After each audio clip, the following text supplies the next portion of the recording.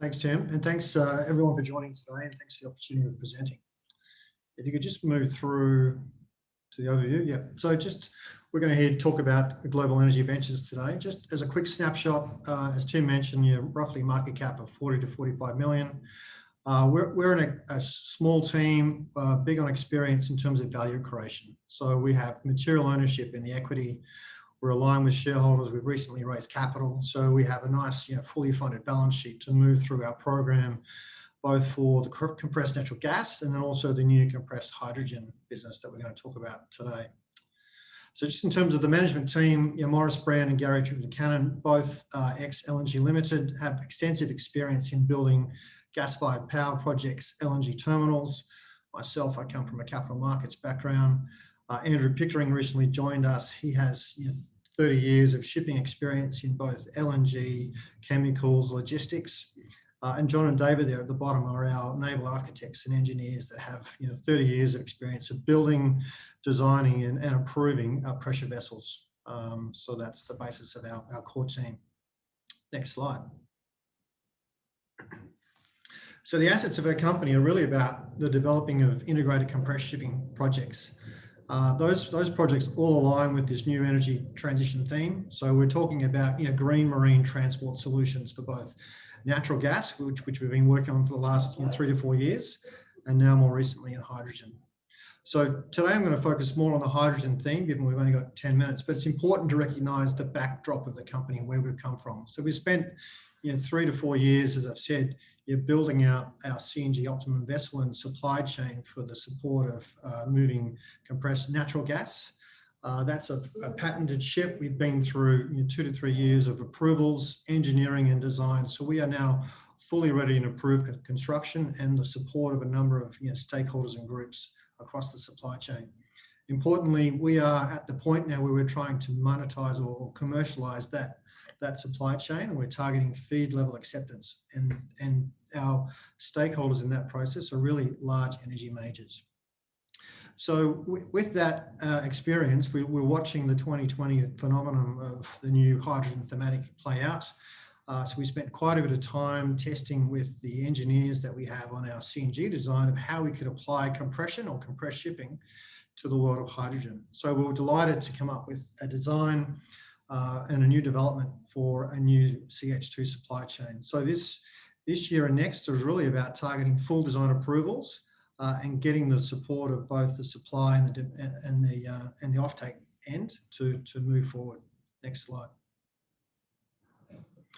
So I'll just cover for a minute our CNG opportunities, just to re-emphasize how advanced we are there. So we've been working in different regions of the world looking at commercialization options for our CNG ship. The last year or so we've been working in Brazil. That has been an extensive technical and commercial process. So you're working with energy majors there who are looking for gas transport solutions. And in this case, it's an alternative to either re-injection or a short subsea pipeline. So when we talk about our business model, we're in the business of moving gas. So we do the loading, the transport, storage, and the unloading. And for that, we're looking to contract for long-term, 15-year style take-or-pay contracts. So that is a fleet of ships with both the loading and unloading capability. So we've been through various stages with different groups of technical acceptance. We have competitive rates that are competitive against pipelines. And so really the proposition for us is to look to those majors who are looking at development opportunities where they would otherwise have to build perhaps $1 billion pipeline, removing that CapEx from their program and giving them back a solution, which is really a small operating cost. So our technical acceptance has been extensive. We are competitive and we've demonstrated continuous gas supply and uninterruptible solutions to those oil operations. So we are still confident that CNG can play out this year. And indeed, with Brent prices back at the $60 to $70 level, that's changing the sentiment for big energy companies to make decisions to support our program. Where they're making good cash, they start to reallocate to development projects. Higher prices typically lead to higher liquid-based prices. So wherever we can displace higher cost liquids, that's a benefit to us. So we're still very optimistic about our CNG business. Next slide, Tim. But then we come to the concept of hydrogen. So many of us have been reading the various articles and publications and industry articles over the last 6 to 12 months or 3 months. But so there are some major thematic headwinds or tailwinds rather for hydrogen that came through last year. So you've got governments looking to install 20% primary energy consumption levels of interest. That's creating $2 trillion markets plus. There's been $30 billion of stimulus committed. Some of it's uncommitted in some countries, but across the major Asian markets, and more importantly, led by France and Germany and Europe. We've seen ESG funds rapidly invest in companies. I would say from an Australian perspective, the market here is still underinvested. And we've now seen $300 billion of projects committed across the value chain. So this is not just a concept, it's now happening. And this is all driven by this concept of net zero targets. And different countries and organizations are now starting to see targets for 25, 30, 40, and 50.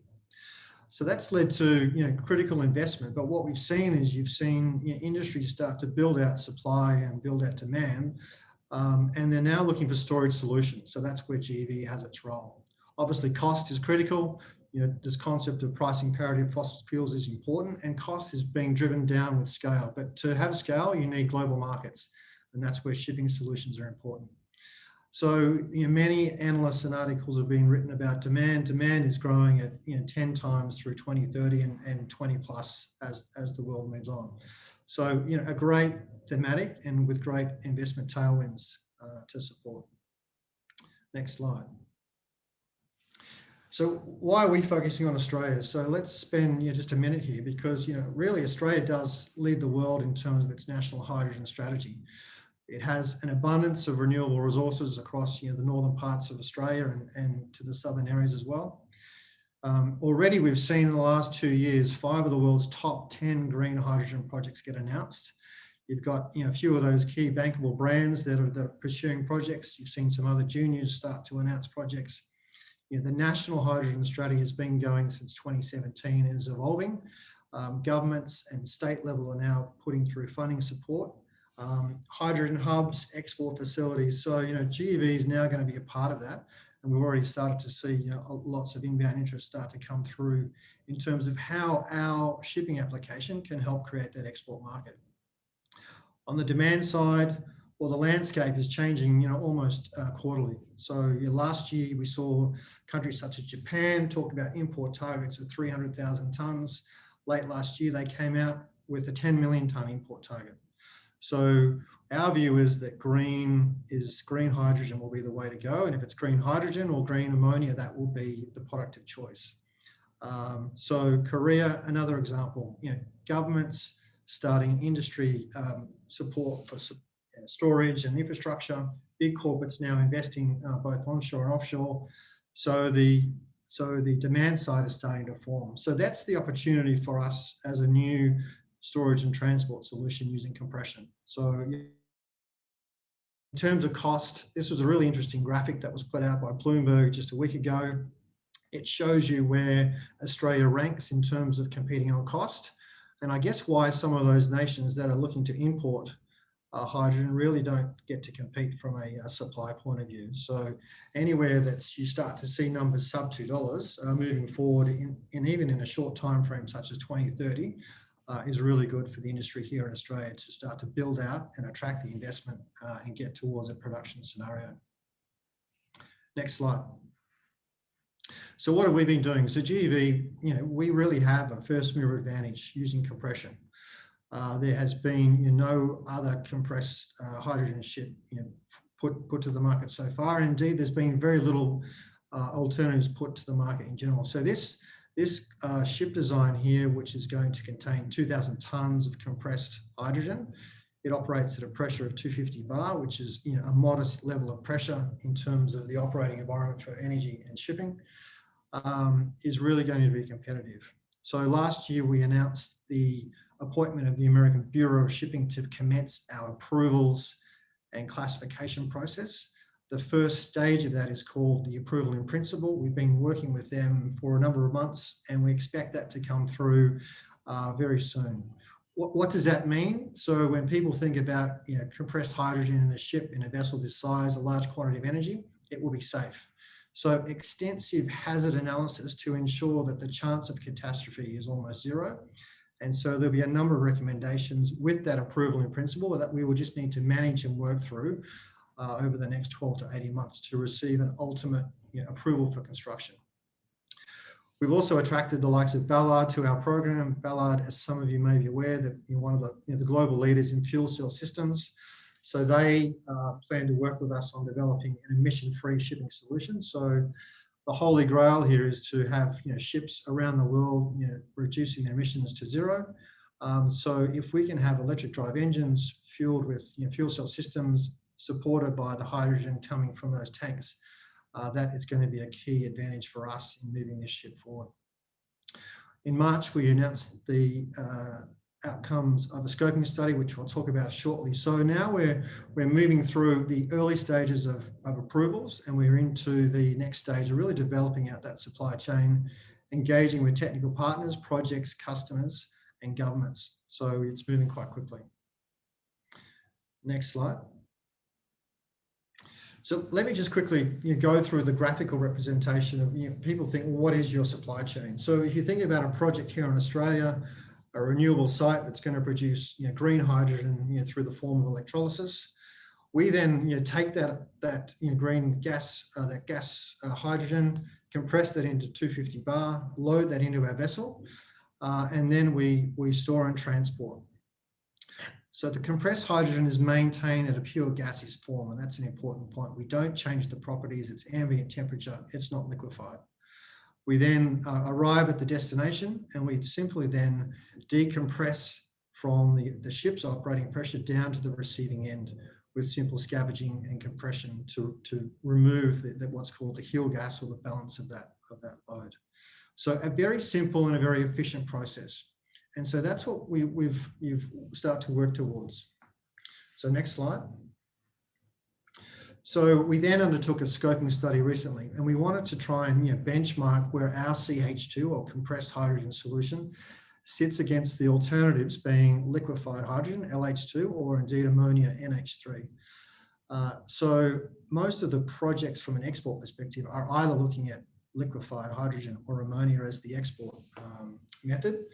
And so we've looked at a levelized cost basis against LH2 and NH3, looking at volumes of 50,000, 200, and 400,000, and distances of 2,000, 4,000, and 6,000 nautical miles. So why is this important? Because compression is simply, it's been sort of not dismissed, but ignored in terms of an application. But when we come from the compressed natural gas world, we think there's extreme advantages of getting there. So the outcome was that we were, on a levelized cost basis, extremely competitive on a 2,000 nautical mile radius. So think Northwest Australia up to Singapore, and we're still, very competitive, or as competitive, and in the mix with respect to distances such as 3,000 to 4,500 nautical miles. So Midwest Australia, Northern Territory, Gladstone, as far as South Korea, Japan markets are really are still in our sweet spot. So we've also defined that CH2 is simple and efficient from an internal fuel use point of view. It has minimal technical barriers to commercialization. That's a kind of a 2 to 3 year time frame. And I think the ideal solution to match that renewable generation. Next slide. Now, there's a lot of graphics here on this page, but what we're trying to do is just represent and reinforce the simplicity and the energy efficiency of our supply chain. This chart we presented to the Australian Hydrogen Council just this week. It has been quite the revelation across the industry. So energy efficiency, when you're moving a green product from one point to the next, is critical. Really, the whole supply chain to be green needs to be using that energy source at the production point and delivering it back at the delivered end. So compression, as you can see, is already used as the first stage of all three supply chains. Our technical barriers are confined to the ship. As I said, we've got another 12 to 18 month runway for final classification approvals. We need to then work with the shipyard to get a competitive capital cost and improve the propulsion, the efficiency of our ship. We don't have major capital technical hurdles such as trying to store and liquefy hydrogen at -253. Very intensive process from an energy perspective. From a shipping perspective, the liquefied guys still need to build out the next generation of their ships. And ammonia, while a proven and established supply chain, from an ammonia perspective, at the end market, if the end user really only wants hydrogen, you need to have this concept of cracking. So a cracking facility which then separates the N from the H and purifies that hydrogen back to high purity, ready for fuel cell use. Again, a very energy intensive process and still yet to be developed at scale. So that's the summary point for us, that compression can be competitive both from a time frame point of view through to commercialization, from a commercial point of view in terms of economic distance, and really we should be in the mix and considered. So what we're now doing is talking to those material producers at the production end and starting to talk to end markets and different people in the supply chain as we move through. So we've seen a lot of inbound interest come into our company since the release of that scoping study, and more details are available on our website. It was just released last week. Next slide. So in investment summary, it highlights. So hydrogen, clearly a top 10 global investment thematic. We are extremely leveraged to that thematic. We're competitive, we're technical, feasible, and the world is looking for storage and transport solutions, simple and efficient. We offer a zero emission supply chain to keep it green all the way through. Our technical barriers, as I've described, are confined to the ship. We're fully funded to execute our program this year. We've got an undemanding market cap of sub 50 million, which can increase quite substantially in our view as we unwind some of those milestones. CNG Optimum, or our CNG business, can still deliver. I mean, that's an important point we want to re-emphasize. And we've got a team with an ability to create value in companies, and we have material ownership in this company. So with that, I'll take any questions. Great, thanks, Martin. We're almost out of time, so we've probably got time for one quick question. It's in regards to your competitive advantage. I mean, we're talking about big tanks, compressing hydrogen. It can be volatile, normally travels short distances. Where's your competitive advantage? Well, the advantage is the study looked at the levelized costs. So if the world wants to have, and this is a good graphic, right? If you want to have a green supply chain, so zero emissions all the way through, you really should be fueling the full supply chain from the point of the electrolyzer production all the way through to the delivered end. So on a levelized cost basis, where are you efficient in using that same fuel all the way through? So there's no doubt that liquefaction and ammonia over long distances will play out purely because of scale. But as we said, so we're competitive up to 4,000 nautical miles, and anything below that we become extremely competitive. There's another question here which we might just answer quickly if you don't mind. Will the steel industry be an early adapter of ship transported hydrogen use? Many mills are located on ports and need to reduce their carbon footprint. Are there any logical hydrogen suppliers and steel mill buyers? I'm sorry, I'm not sure I quite understand the question. So the matching off. Yeah, but between hydrogen, where's the question here? Will the steel industry be an early adopter of ship transported hydrogen use? Well, you've already started to see some of those large producers of steel, look to make green steel. So it really depends where they're located. I guess if you had large mills at port facilities which are looking to decarbonize that industrial use of their energy, absolutely.